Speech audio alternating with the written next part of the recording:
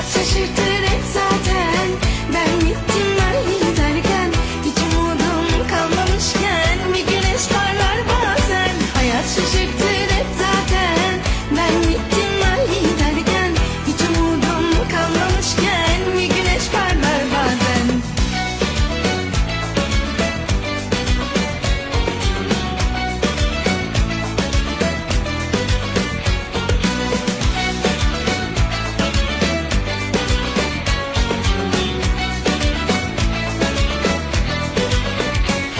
Yolcu benim madem, yollar nerede?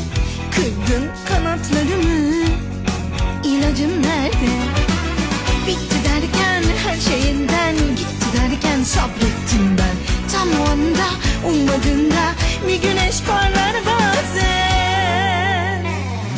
Hayat şaşırtır